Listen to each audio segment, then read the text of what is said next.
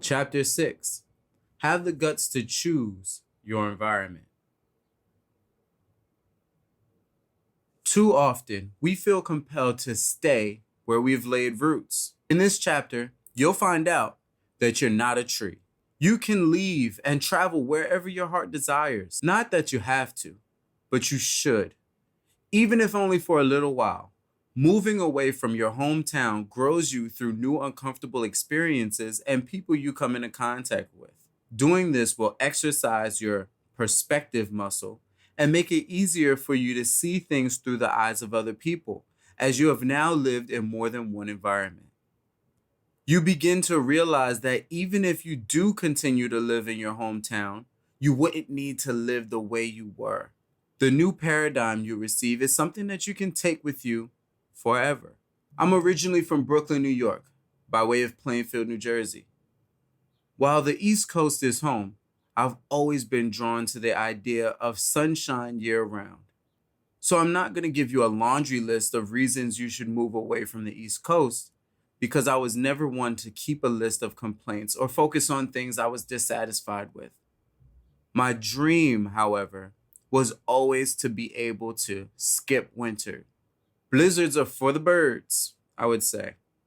Year in and year out, you can anticipate freezing cold temperatures and the requirement that you be in the freezing cold, shoveling snow and breaking ice to free your car from its parallel parked prison. Now, I know you may have more commitments to your hometown than I did, and may be more dissatisfied with your life than I was with mine. But from what I have learned, it is imperative to entertain the idea of moving away if you see the benefits outweigh the cost.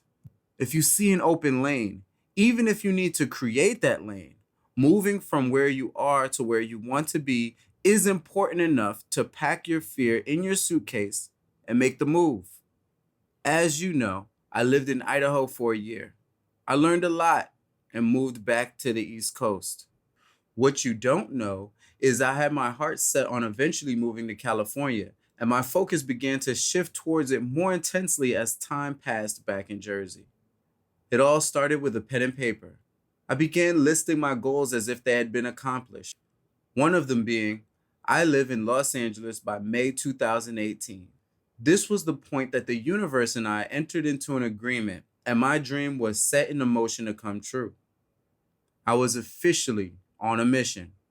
The decision to write it down and to believe it was already mine was the most effective move I made, because it was that moment that it became real. I was then blessed with the belief that if I worked on mastering myself, I would be able to master my world. So I began to list what I was grateful for and saying affirmations daily. Then I released it into the universe. Once I did that, opportunities began to reveal themselves to me. Not too long after writing it, my new girlfriend Tyra invited me to San Diego. We were there for a week, and on one of our free days, we took a 3-hour bus ride from San Diego to Los Angeles. We spent the day with Atika, my childhood friend, and Doreen, my cousin who I was meeting for the first time. I was sensitive to and aware of omens after reading The Alchemist some years prior, and I considered this trip to be one of them. I knew that being around and or focusing on things that were in line with my goals was a big signal that I was aligning with what I desired. When I compare what I'm seeing to what I think about most often, it's easy to gauge where I'm headed energetically. As a man thinketh, so is he. Proved to be actual factual. I found that even if I hadn't yet manifested what I set out to, the process constantly reminded me that I was aligning and making progress. From seeing Jaguar cars regularly to spending time with very wealthy people and celebrities, I knew I was on the path to my dreams and could not be convinced otherwise. The law of attraction is real, and it works in your life whether you believe in it or you've never even heard of it. After our visit to Los Angeles, I was sure I wanted to live in sunny California, despite not having a clue on how I was going to get there. So, my dream lived on a list and a vision board for a few months. As October 2017 approached, Tyra and I started talking seriously about moving to Cali and made plans to start saving money. She had not been home to Louisiana in over a year at this point and really wanted to go home before moving across the country. When her family offered me a room to stay as well, I was down. I was in a month-to-month agreement with my frat brother, so I was free to move at the end of the month. I moved to New York and stayed with my mother for a month in preparation to fly out to Louisiana. The plan was to live in Louisiana for 3 months, October through December, and move to Los Angeles in time for the new year, 2019. I loved the change of scenery in Louisiana, and being a brand ambassador meant that I could make money from anywhere in the country. When December came, we weren't quite ready to move, and honestly, I wasn't sure if I still wanted to commit to moving to Los Angeles. So, I purchased a ticket back home.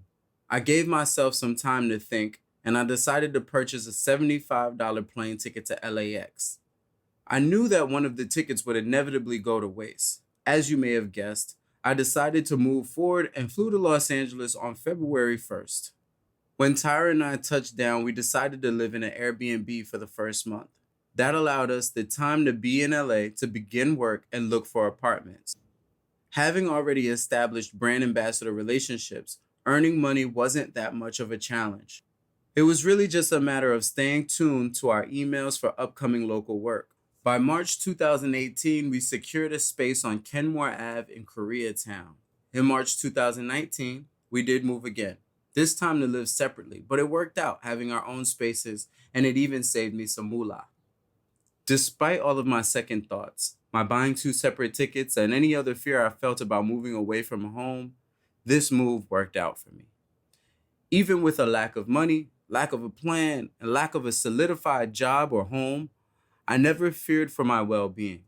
Being willing to take the risk of being homeless to live in California, knowing that I, or God, would never allow me to not be okay, and saying, okay, let's do this anyway, is what gave me the ability to pack my fear in my suitcase and have the guts to choose my environment.